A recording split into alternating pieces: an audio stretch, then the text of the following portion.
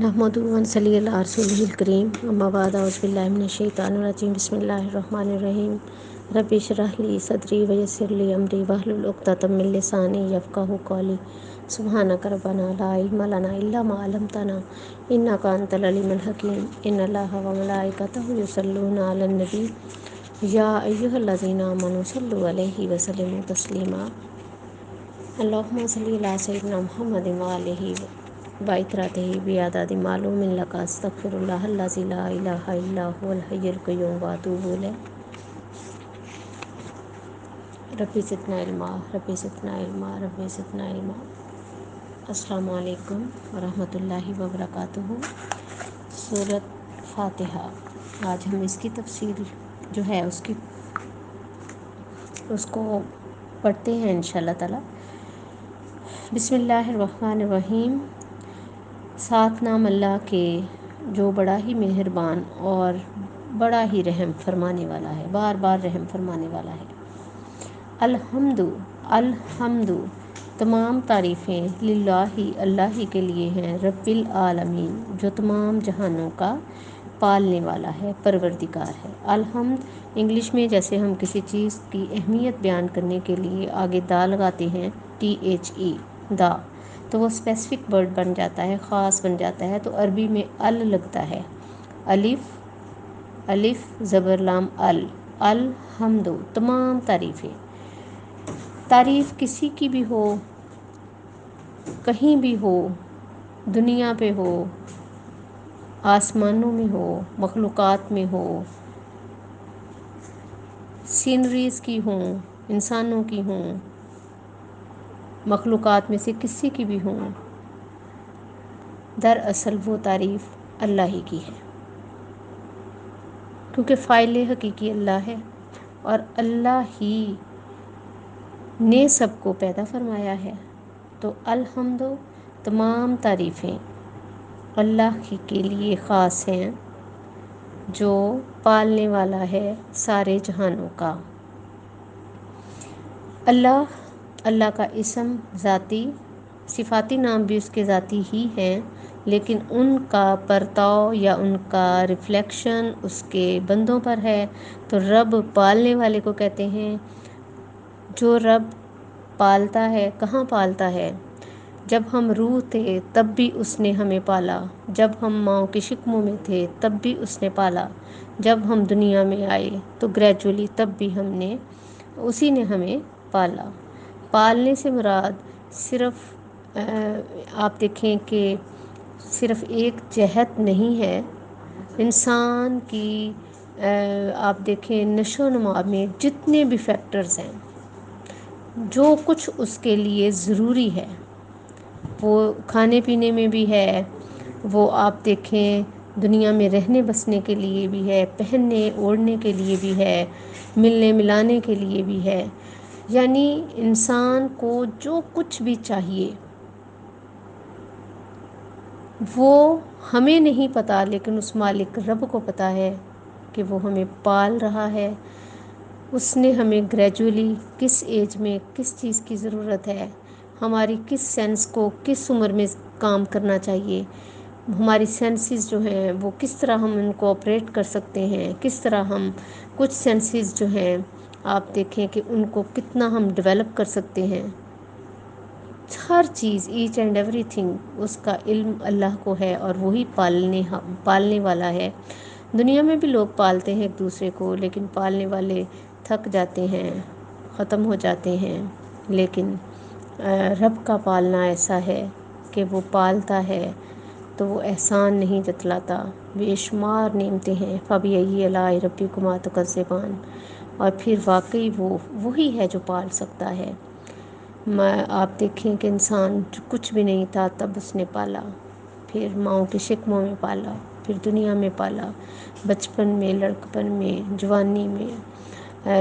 یہ میچورٹی والی عمر میں، پھر بڑھاپے میں، جیسے جیسے جس کے نصیب میں جہاں تک پہنچنا تھا، پھر یہی نہیں پالا، اس کے بعد قبروں میں ٹھکانے دیے، پھر وہاں بھی پالتا ہے صبح قیامت تک کے لیے، پھر حشر والے دن، پھر وہ کس کو کہاں کھڑا کرنا ہے، کس سے کیسا حساب لینا ہے، کہاں حساب لینا ہے، اور پھر ان کو ان کے عبدالآباد ٹھکانوں تک پہنچانا ہے، ایسا پالنے والا، اور وہ صرف رب ہی ہو سکتا ہے۔ اور عالمین کہہ کر فرما دیا کہ ہمیں تو صرف اس جہاں کا پتہ ہے جہاں ہم ہیں، اور اس میں بھی ہم جتنا کہ ہماری قابلیت ہے، ایبلٹی ہے، اس کے حساب سے ہم جانتے ہیں، لیکن کتنے جہان ہیں، کتنے جہانوں میں کتنی مخلوقات ہیں، وہ زمینی ہے، آسمانی ہے، ہمیں اس کا کچھ پتہ نہیں۔ وہ پالنے والا ہے تمام جہانوں کا، اور پالنے والا تمام جہانوں کا ہے، اور رحمان اور رحیم بھی ہے، الرحمن الرحیم۔ پالنے کے لیے چونکہ کوئی کنڈیشن نہیں، سب کو پال رہا ہے، جانوروں کو بھی پال رہا ہے، انسانوں کو بھی پال رہا ہے، تمام مخلوقات کو، نباتات، جمادات، جنوں کو بھی، ملائکہ، ہر چیز جو ہے وہ پل رہی ہے، اس کے ذمہ کرم پر ہے۔ تو وہ رحمان ہے سب کے لیے، اپنی مخلوقات کے لیے وہ رحمان ہے، کیونکہ سب اسی کی پیدا کردہ ہے، وہ سب کا ہی رب ہے۔ لیکن الرحیم خاص ایمان والوں کے لیے مشفق ہے، مومنین کو بار بار ان پر رحم فرمانے والا ہے، بار بار ان کو معاف کرتا ہے، بار بار ان کے لیے اس نے توبہ کے دروازے جو ہیں وہ کھلے رکھے ہیں۔ تو خاص رحیم ہے وہ ایمان والوں پر، یہ بھی اللہ تعالیٰ کی صفات ہے۔ تو یہاں ہم نے آپ دیکھیں کہ کتنی صفتیں پڑھی ہیں اللہ کے صفاتی نام، رب، پالنے والا، رحمان اور رحیم۔ اب رب اس لیے اس کو سب سے پہلے نمبر پہ رکھا گیا ہے کہ پالنے میں آپ کو مہربانی بھی ہے، رحم بھی ہے، اس کے اندر 99 صفات کا ظہور پالنے میں ہوتا ہے۔ جیسے ماں بچے کو پالتی ہے، کبھی ڈانٹتی بھی ہے، کبھی مارتی بھی ہے، کبھی پیار بھی کرتی ہے، کبھی برداشت بھی کرتی ہے، تو مختلف اینگلز سے پالنا۔ تو میرا رب سارے عالمین کو نبھا رہا ہے، پال رہا ہے۔ مالک یوم الدین، مالک ہے یوم، دن کو کہتے ہیں، دین بدلے کے دن کا، بدلے کے دن کا مالک قیامت کی طرف اشارہ ہے۔ پھر دیکھیں، یعنی بدلے کے دن کا مالک ہے، یہاں اس کی صفت رحمانی اور رحیمی یہ ظہور پذیر ہے موسٹلی، لیکن وہ بدلے کا دن ہے، تو یقیناً جب کسی کو بدلہ دیا جاتا ہے تو پھر عدل کیا جاتا ہے، تو وہ عدل کے دن کا بھی مالک ہے، اور جب عدل کیا جاتا ہے پھر باقی جذبات جو ہیں وہ نہیں ہوتے، سب کے ساتھ عدل پورا پورا ناپنے کو کہتے ہیں۔ تو وہ مالک ہے روز جزا کا، جب ہر ایک کو اس کے عملوں کا پورا پورا ناپ تول کر دیا جائے گا، تو وہ عدل کے لیے اپنے تمام مخلوقات کے، چونکہ اس میں انسان مکلف ہے، انسان کو بدلے ملنے ہیں، جنات کو بھی ملنے ہیں، لیکن وہ جنت میں نہیں جائیں گے، ان کے بدلے دلوا کر ان کو ختم کر دیا جائے گا۔ تمام جانوروں کو، حشرات کو، جتنی بھی اس کی مخلوقات ہیں جاندار، ان سب کو ان سب کے فیصلے کرنے کے بعد ان کو ختم کر دیا جائے گا، لیکن ایک انسان بچتا ہے جس کے اعمال کے اندر تمام مخلوقات کے ساتھ انسان کا برتاؤ جو ہے وہ ویلیویبل ہے۔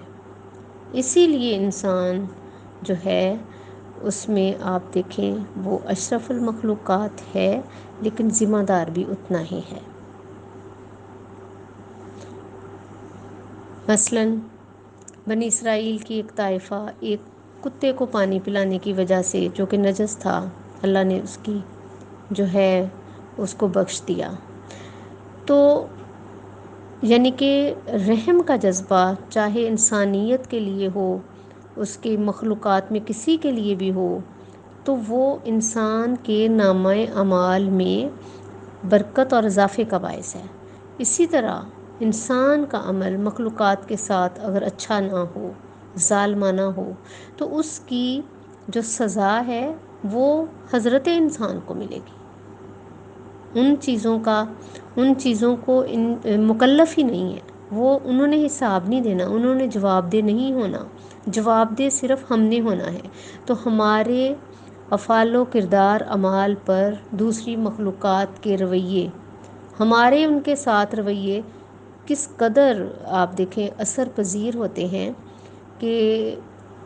ہماری بخشش کا انحصار صرف عبادات میں نہیں ہے بلکہ معاملات میں ہے، اور معاملات کے اندر انسان بھی ہیں اور تمام مخلوقات بھی ہیں جو اللہ پاک نے پیدا کر دی، تو ان سب کے بدلے کا دن ہے۔ تو نامہ اعمال جو ہیں وہ تلنے ہیں وہ انسان کے،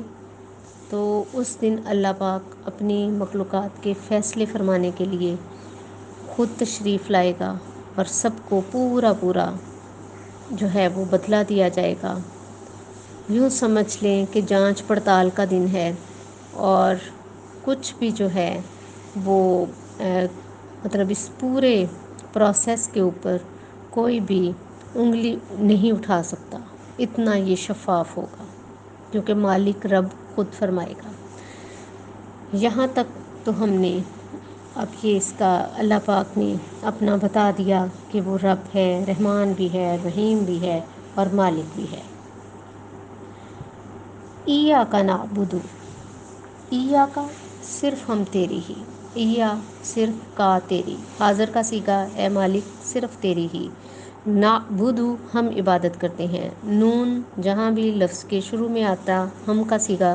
آخر میں آئے تب بھی اس کا مطلب ہم، تو نعبد ہم عبادت کرتے ہیں، و ایاک اور صرف تجھی سے، نستعین استعانت سے ہے، مدد سے ہے، ہم تجھ سے ہی مدد چاہتے ہیں۔ مقصد کہ جس کی عبادت کرتے ہیں، جس کا کھاتے ہیں، جس کے دسترخوان کرم سے ہم کھاتے پیتے اور پلتے ہیں، تو ہم اسی کے اوپر اپنا بھروسہ کرتے ہیں، اور وہی اس لائق ہے کہ اس کی عبادت کی جائے اور اسی سے مدد مانگی جائے۔ تو اے اللہ صرف تیری ہی ہم عبادت کرتے ہیں اور تجھ سے ہی مدد چاہتے ہیں۔ اہدنا ہمیں دکھا، دیکھیں نون اینڈ میں آئی ہے تو نا کا صیغہ ہم، اہدی راستہ دکھا ہم کو، صراطا راستہ، مستقیم سیدھا، سیدھا مستقیم سیدھا، سیدھے سے مراد یہ ہے کہ ایسا راستہ جس کا اینڈ بڑا خوبصورت ہے کہ وہاں اللہ کی رضا ہے اور اللہ کی خوشی ہے، اور اللہ پاک انعام و کرام عطا فرمائے گا، جنتیں دے گا، اور وہ راستہ جو کہ جس کو دکھانے کے لیے اللہ تعالیٰ نے انبیاء کو بھیجا۔ ہم وہ سیدھا راستہ چاہتے ہیں جس کے آخر میں جب وہ راستہ مکمل ہو جائے، ہم اپنا زندگی کا حصہ پورا کر کے، اپنے حصے کا پورا کر کے جب اللہ کی طرف جائیں تو وہاں عبدالآباد کامیابی ہماری منتظر ہو۔ تو اے اللہ ہمیں سیدھا راستہ دکھا۔ یہاں الحمد شریف پڑھنے والا اللہ تعالیٰ کی خوب حمد و ثنا کرنے کے بعد، یہ بتانے کے بعد کہ اللہ ہم تیرے بندے ہیں، تجھ سے ہی مدد چاہتے ہیں، تو ہی ہمیں سیدھا راستہ دکھا، ہم خود سے چلنے پر قادر نہیں ہیں۔ تو صراط اللہ زینہ، راستہ اللہ زینہ ان لوگوں کا، جمع کا صیغہ ہے اللہ زی واحد، اللہ زینہ ان لوگوں کا، انعمتا تو نے انعام فرمایا، ان انعام یافتہ بندوں پر جتنے بھی انعامات تھے وہ ان کے ذاتی نہیں تھے، اے اللہ انعمتا تو نے ہی جن پر انعام فرمایا، علیہم اوپر ان کے۔ اے اللہ اب راستہ بتانے کے بعد خود ہی اللہ بتاتا ہے کہ اس طرح مانگو، سیدھا راستہ مانگو، پھر سیدھے راستے کے اندر اپنے ایسے کمپینینز، اصحاب، ساتھی مانگو۔ تو حالانکہ اللہ ہر شے سے باخبر، اس کا علم قدیم خبیر ہمیشہ سے ہے، احاطہ کیے ہوئے ہے، لیکن پھر بھی وہ ہمیں ہی تعلیم فرماتا ہے کہ یوں مانگو۔ گویا انسان کا اس طرح مانگنا اللہ کو بہت پسند آتا ہے کہ اللہ ہمیں سیدھے راہ کی طرف ہماری رہنمائی فرمائے، اور راستہ ان لوگوں کا جن پر تو نے انعام کیا، یعنی وہ لوگ جو اس راستے کے واقف کار ہیں، جو اس راستے کی سمجھ لیں کہ مشکلات سے بھی باخبر ہیں، اور ان کا حل بھی ان کے پاس ہے۔ ان کے پاس ذات راہ تھا جس کو لے کر وہ بظاہر سیدھا راستہ لیکن خطرات سے پر اس میں سے کامیابی کے ساتھ یوں گزر گئے کہ دامن الجھائے بغیر منزل مراد کو پہنچ گئے۔ تو انعام یافتہ کون سے بندے ہیں اللہ پاک کے؟ یہ اللہ پاک سورۃ نساء میں بتاتے ہیں کہ وہ نبی ہیں، انبیاء ہیں، شہداء ہیں، صدیقین ہیں اور صالحین ہیں۔ تو ہم اللہ کو اللہ کے ہی کہنے پر یہ عرض کرتے ہیں کہ اے مالک ہمیں سیدھا راستہ دکھا، ان لوگوں کا راستہ جو اس راستے پر چل کر کامیاب اور بامراد پار لگ گئے۔ تو اس کا مطلب ہے ان لوگوں سے، یعنی کہ انسان چونکہ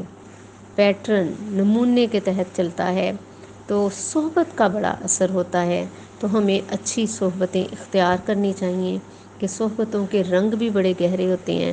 اور اچھی صحبتیں پار بھی لگوا دیتی ہیں، لیکن یاد رہے عمل کے ساتھ، بغیر عمل کے نہیں۔ جسٹ نام لینے سے بیڑے پار نہیں ہوتے جب تک عمل نہ ہو، کیونکہ ان لوگوں نے عمل ہی کیا ہے،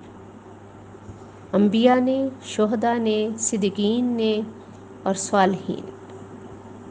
بغیر عمل سے نہیں، عمل کے ساتھ انہوں نے کوئی لمحہ بھی جو ہے وہ ایسا نہیں گزارا جس میں انہوں نے اللہ کی تابعداری نہ کی ہو، بلکہ وہ فنا فی اللہ اور فنا فی الرسول کر کے ہی ان مقام اور مرتبوں تک پہنچے ہیں۔ تو اے اللہ ہمیں ان لوگوں کا راستہ دکھا، ان لوگوں کی راہوں پر چلا جن پر تو نے انعام فرمایا، نہ کہ ان کا راستہ یا ان لوگوں کا ساتھ غیر المغضوبی جن پر تیرا غضب ہوا، علیہم اوپر ان کے، ولا اور نہ ہی ضالین گمراہوں کا۔ یہاں سے مفسرین کہتے ہیں مغضوب سے مراد کافر ہیں جن کے دلوں پر مہر ہے، جو کہ جن کا خاتمہ کفر پر ہے، استغفر اللہ، اور ضالین سے مراد اہل کتاب اور سارے وہ جو حق کو پا کر پھر محروم ہو گئے، راہوں سے بہک گئے، راہوں سے پھر گئے۔ آمین۔ سورۃ فاتحہ پڑھنے کے بعد آمین کہنا سنت مبارک ہے، اور آمین کا مطلب ہے یا اللہ قبول فرما۔ تو یہ ہم نے آج سورۃ فاتحہ کا مختصر سا جائزہ پڑھا ہے۔ فاتحہ کھولنے کے لیے، چونکہ قرآن جب کھلتا ہے تو اسی سے، اس سورت سے شروع ہوتا ہے، اور یہ اللہ کی خزانوں کو کھولنے والی ہے، ٹھیک ہے، گویا یہ کنجی ہے، اور یہ 2 دفعہ الحمد شریف نازل ہوئی، ایک دفعہ مکہ میں اور ایک دفعہ مدینہ شریف میں۔ اس کو سب المثانی 7 آیات جو بار بار دہرائی جاتی ہیں یہ بھی کہا جاتا ہے، بے شمار اس کی فضیلتیں ہیں۔ بہرحال ہمیں اب اس صورت سے پتہ چلا کہ ہم اللہ کے بندے ہیں اور اللہ سے ہی مدد طلب کرتے ہیں اور اللہ سے ہی راستے کے ساتھی مانگتے ہیں، اور ہمیشہ اللہ سے یہ دعا کرتے ہیں کہ اللہ تو ہم پر ہمیشہ رحم فرمانا، اور نہ ان لوگوں میں شامل کرنا جن پر غضب ہوا، اور نہ ہمیں کبھی بھی زندگی میں گمراہ کرنا۔ اگر کبھی کوئی غلطیاں ہوتی ہیں، کبھی نہیں بہت ہوتی ہیں، تو اے اللہ توبہ کی توفیق دیے بغیر ہمارا خاتمہ نہ کرنا، اور ہم سب کا خاتمہ اسلام پر کرنا۔ آمین ثم آمین۔